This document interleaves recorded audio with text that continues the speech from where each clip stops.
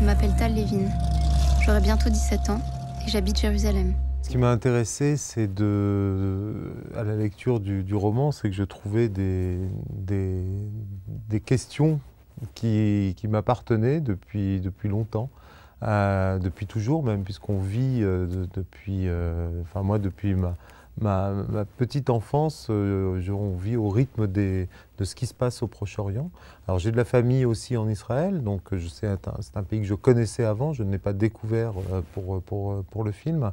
Mais surtout, il y avait pour moi la possibilité d'explorer des questions qui se posent depuis toujours et surtout d'établir un dialogue à travers cette fiction-là entre deux êtres qui ne se connaissent pas. Et ça ressemblait sans doute à un désir profond que j'avais.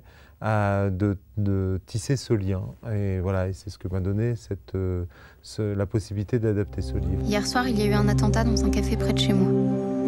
Je ne comprends pas que la vie tienne à ça. Avoir envie ou pas d'aller au café d'en bas. À chaque attentat, on entend ras-le-bol des Palestiniens. Mais les Palestiniens, c'est qui ? J'étais un petit peu sceptique au départ aussi par rapport à l'idée de l'adaptation, même si j'étais très heureuse que Thierry vienne me voir. Parce qu'il me semblait en effet qu'il serait difficile de se dégager de cette forme-là pour aller vers un scénario où il se passerait autre chose que deux jeunes gens assis devant un ordinateur. Et puis donc on a travaillé Thierry et moi, et ce qui m'a semblé très intéressant assez rapidement, c'est que là où le livre, à travers les échanges de lettres, nous place successivement du côté de Tal ou de Naïm, le cinéma, lui, à travers la superposition du son et des images, nous permet d'être parfois avec l'un et l'autre. Et donc on a la voix off de Naïm sur les images de Tal et vice-versa. Et ça ajoute une dimension extrêmement forte à l'histoire, aux propos et à la façon dont les échanges influent sur chacun d'eux. Aucun note de toi depuis une semaine. Je m'inquiète. On a fait un gros casting, aussi bien en France qu'en Israël. Il fallait vraiment trouver deux comédiens qui pouvaient, en plus de jouer tout ce qu'ils avaient à jouer, il fallait jouer cette vie intérieure extrêmement forte, extrêmement intense. Donc il fallait porter comme ça cette intensité, ce questionnement, ce doute et cette force intérieure de tout ce que l'on ne peut pas dire pour l'un et pour l'autre. On est en guerre avec Tal, tu comprends ça? En guerre! On raconte du danger, hein? Tu communiques avec...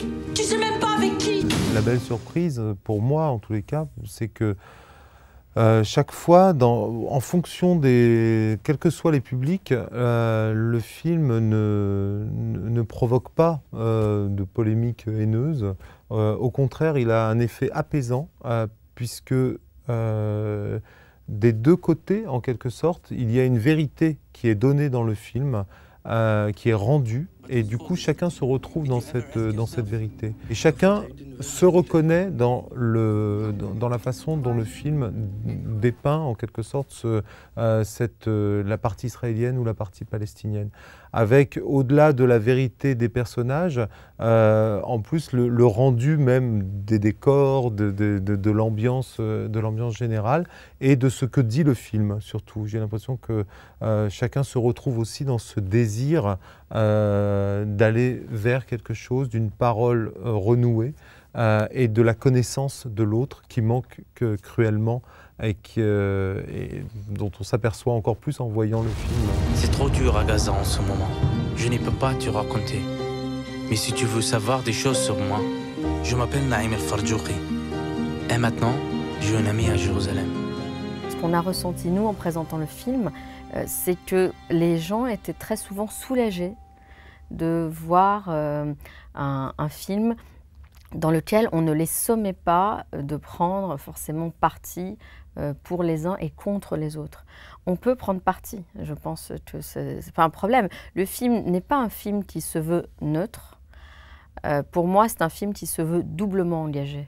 C'est pas du tout la même chose. Et c'est un double engagement. C'est un engagement côté de ce qu'Israël et les jeunes Israéliens peuvent vivre, ce qu'on sent à travers Tal, à travers son frère, à travers les jeunes qui vont bientôt aller à l'armée, et c'est au côté des Palestiniens et à travers ce qu'ils peuvent vivre ou pas. C'est le cas de Naïm et de ses amis, de ce qui les anime, à la fois un grand désir de vie, de réussite sociale, et puis la confrontation à tous ces blocages qui sont dus à la situation.